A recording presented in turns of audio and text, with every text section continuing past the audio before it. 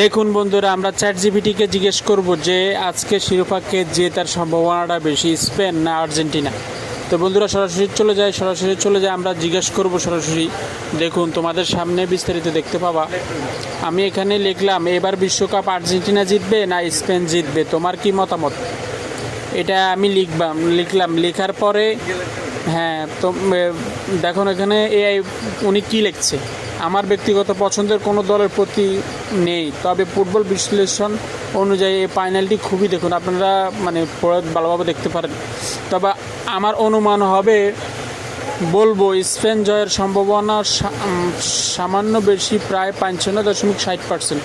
আর্জেন্টিনার জয়ের যথেষ্ট সুযোগ আছে, প্রায় 40 থেকে 45%। অর্থাৎ এআইও ঠিক স্পেনকে সাপোর্ট করে, মানে স্পেন মানে কাপ নেওয়ার সম্ভাবনা বেশি, এআই ঠিক এইটাই বলতেছে।